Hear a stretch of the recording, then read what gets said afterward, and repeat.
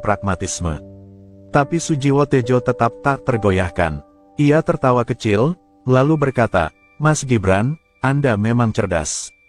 Tapi ada satu hal yang harus Anda pahami, tanpa jiwa, pembangunan hanyalah tumpukan batu. Seorang pemimpin yang hanya mengejar hasil tanpa memahami esensinya akan kehilangan arah. Apa gunanya jalan yang bagus jika rakyat kehilangan kebahagiaan? Apa gunanya ekonomi maju jika manusia-manusia di dalamnya merasa hampa?" Gibran tak langsung menjawab. Ia tahu bahwa kali ini, Sujiwo Tejo menyentuh sesuatu yang lebih dalam, bukan sekadar argumen politik, tapi hakikat manusia itu sendiri. Namun, ia bukan seseorang yang mudah goyah.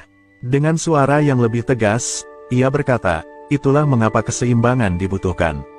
Saya tidak pernah mengatakan bahwa filsafat tidak penting, tapi pemimpin tidak bisa terjebak dalam romantisme sejarah. Pemimpin harus berjalan di depan, menuntun rakyat, bukan hanya menasehati mereka dengan kata-kata indah." Moderator melihat bahwa perdebatan ini semakin memanas, tetapi juga semakin kaya dengan perspektif. Ia akhirnya menyela, mencoba menarik benang merah dari diskusi ini.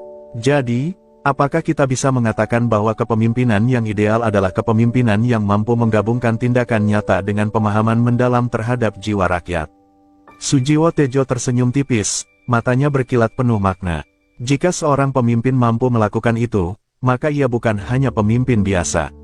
Ia akan menjadi legenda. Gibran menatapnya, lalu mengangguk.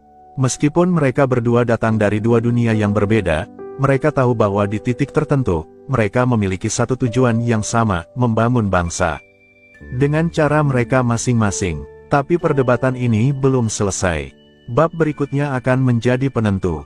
Suasana di dalam aula kian memanas, tetapi bukan karena ketegangan semata. Perdebatan ini telah berkembang menjadi sebuah duel intelektual yang penuh gairah. Setiap kata yang diucapkan mengandung bobot sejarah, visi masa depan, dan refleksi mendalam tentang kepemimpinan. Sujiwo Tejo tampak sedikit termenung, menyadari bahwa Gibran bukan sekadar politisi muda yang mudah dipatahkan dengan filosofi. Ia adalah seorang pemimpin yang tahu persis kapan harus menyerang dan kapan harus bertahan. Gibran menghela napas, lalu melanjutkan dengan nada yang lebih pelan namun tetap tajam. "Pak Sujiwo, Anda mengatakan bahwa tanpa jiwa, pembangunan hanyalah tumpukan batu. Saya setuju, tapi tanpa realisasi, jiwa itu hanya menjadi mimpi kosong.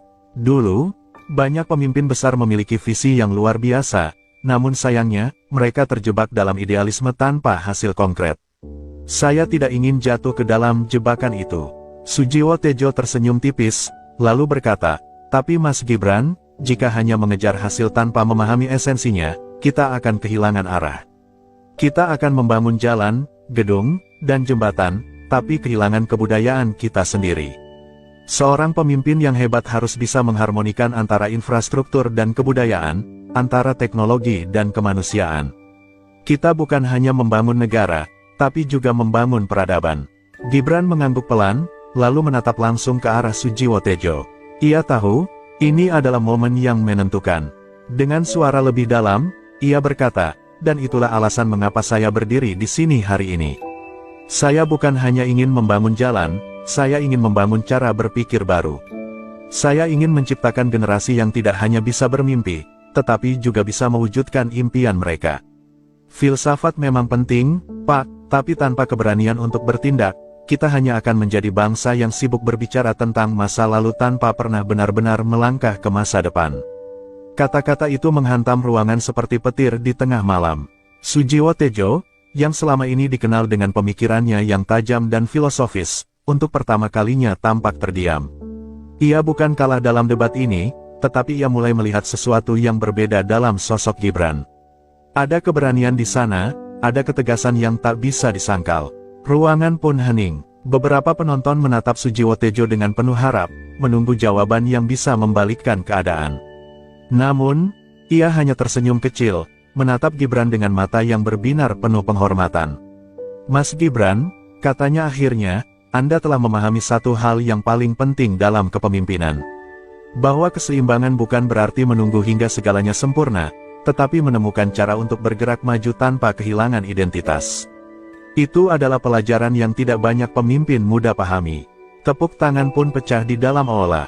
Para penonton, Baik yang mendukung Gibran maupun Sujiwo Tejo, kini tidak lagi melihat ini sebagai perdebatan semata.